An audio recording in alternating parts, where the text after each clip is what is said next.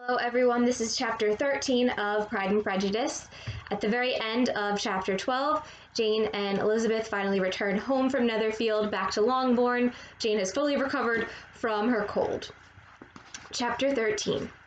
I hope, my dear, said Mr. Bennet to his wife as they were at breakfast the next morning, that you have ordered a good dinner today, because I have reason to expect an addition to our family party.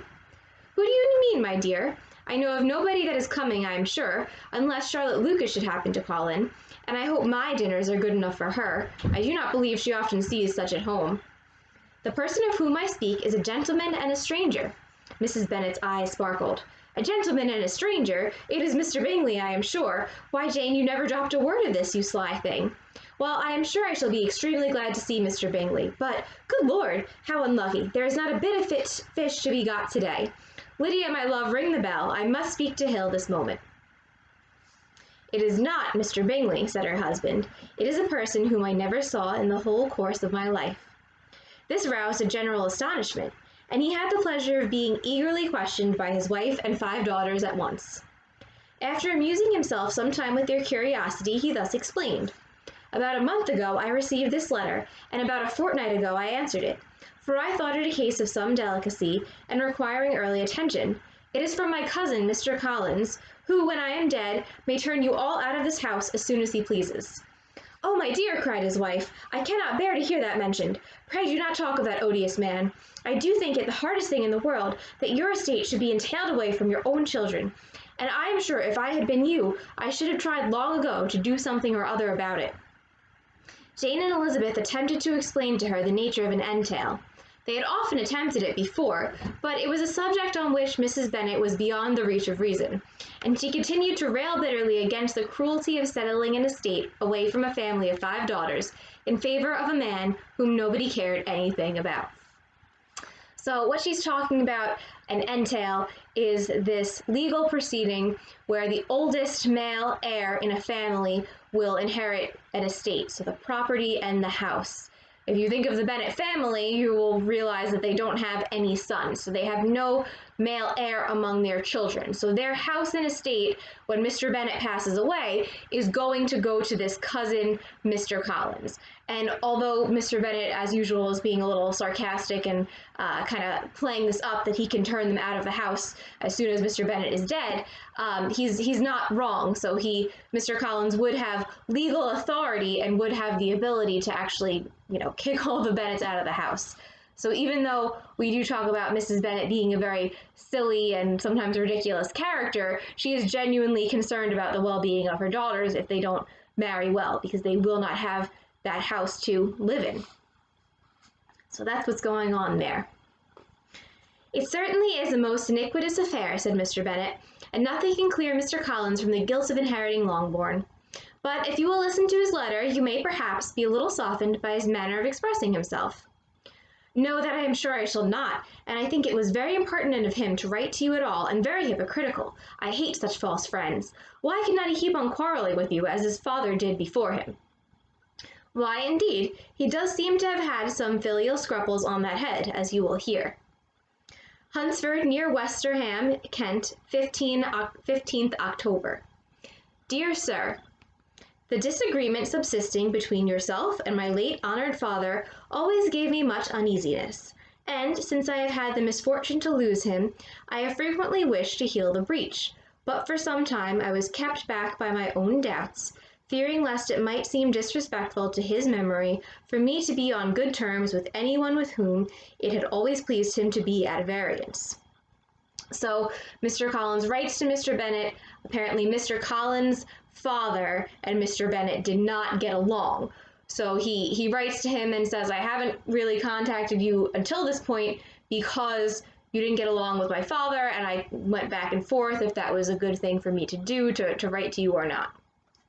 So Mr. Bennet interrupts his letter and says, there, Mrs. Bennet, and then he continues reading. So that little quotation, or it may be said off differently in different editions, but that little there, Mrs. Bennet, is Mr. Bennet putting in his own little side note. This is the letter again. My mind, however, is now made up on the subject, For, having received ordination at Easter, I have been so fortunate as to be distinguished by the patronage of the Right Honourable Lady Catherine de Bourgh, widow of Sir Louis de Bourgh, whose bounty and beneficence has preferred me to the valuable rectory of this parish, where it shall be my earnest endeavour to demean myself with grateful respect towards her ladyship, and be ever ready to perform those rites and ceremonies which are instituted by the Church of England. So Mr. Collins is a clergyman. He worked for the Church of England, and he has a patron. So a patron is someone who would often give you financial backing, help support you in whatever area you specialized in. So it really takes off in the Renaissance. You had a lot of artists, musicians, painters who were basically sponsored by a very wealthy person. So Mr. Collins' patron is Lady Catherine de Bourgh, this very wealthy widow. So she allows him to preach and kind of take control of the parish that is on her property and within her sort of neighborhood. So that is who he is talking about. If you notice, he speaks with very elevated language. So if you get a little bit lost with what he's saying, he's a little bit, sometimes a little bombastic with his language, so he'll kind of like puff himself up. He's a little pretentious with the way he speaks. Okay. As a clergyman, moreover, I feel it my duty to promote and establish the blessing of peace in all families within the reach of my influence. And on these grounds I flatter myself that my present overtures of goodwill are highly commendable, and that the circumstance of my being next in the entail of Longbourn estate will be kindly overlooked on your side, and not lead you to reject the offered olive branch. I cannot be otherwise than concerned at being the means of injuring your amiable daughters, and beg leave to apologize for it, as well as to assure you of my readiness to make them every possible amends. But of this hereafter.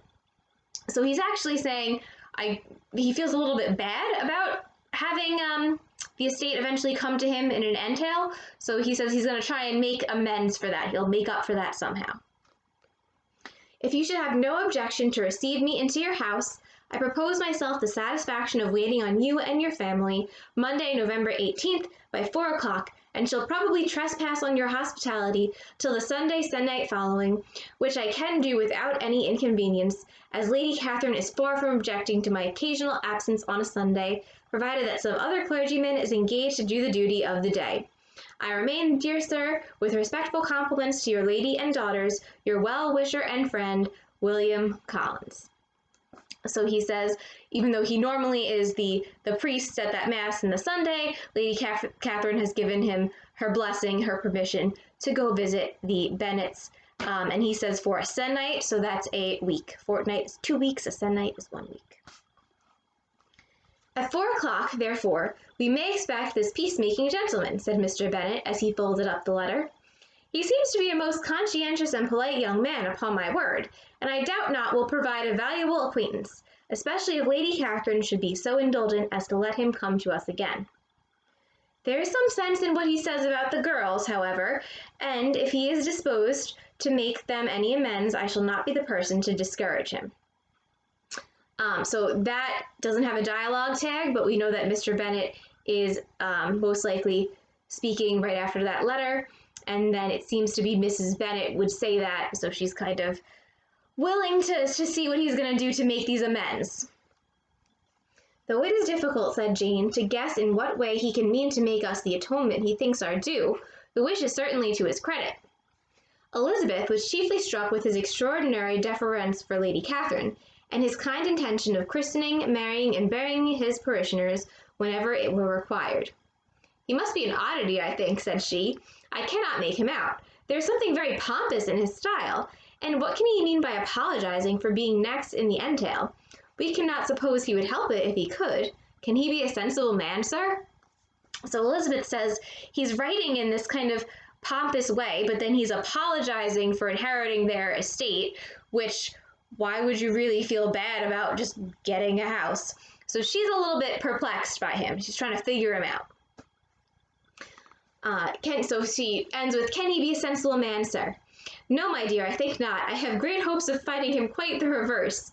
There is a mixture of servility and self-importance in his letter, which promises well. I am impatient to see him.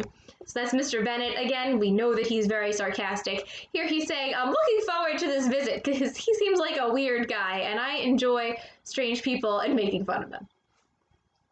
In point of composition, said Mary, his letter does not seem defective.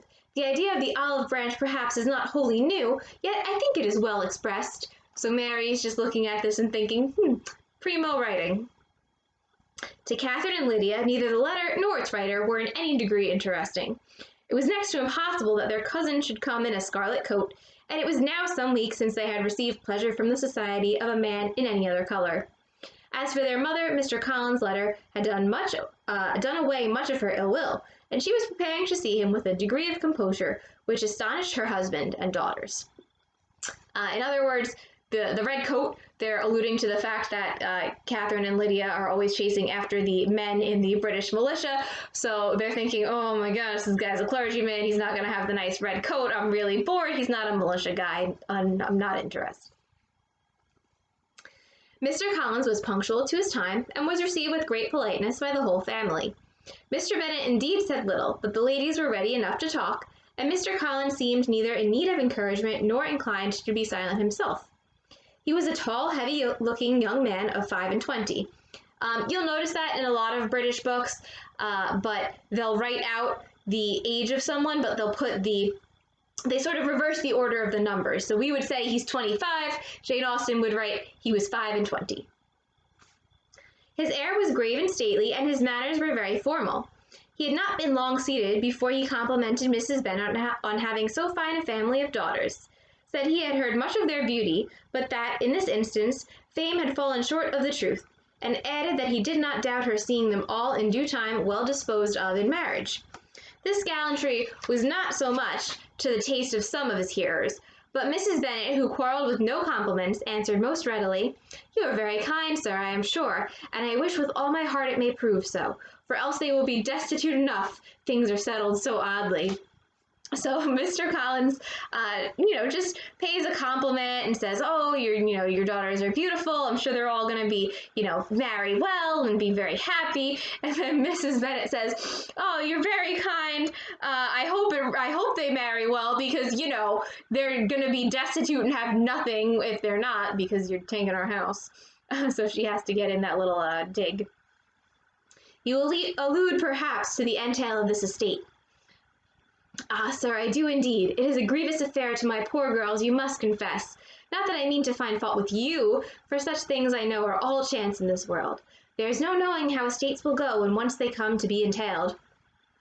Just kind of a silly remark, because that's the whole point of an entail, is to know where your property is going to go.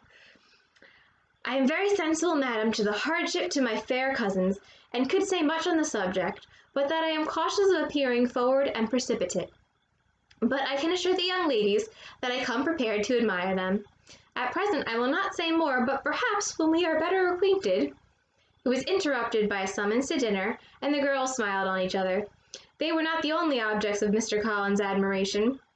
The hall, the dining room, and all its furniture were examined and praised, and his commendation of everything would have touched Mrs. Bennet's heart, but for the mortifying supposition of his viewing it all as his own future property.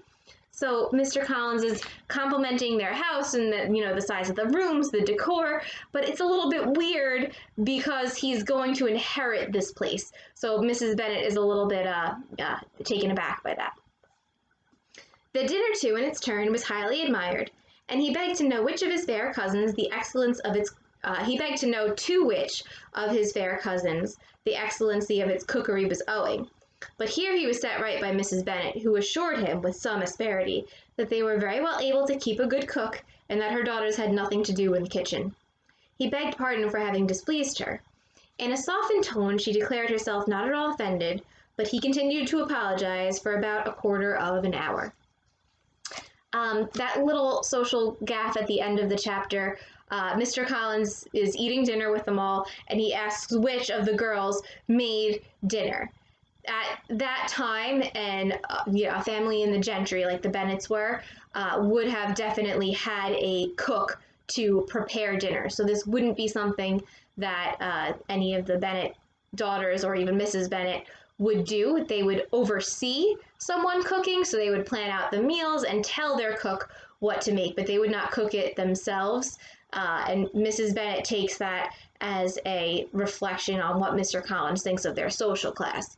So she gets annoyed that he seems to think they're a little bit lower class than they actually are. So she is a little bit salty about that. And that's chapter 13.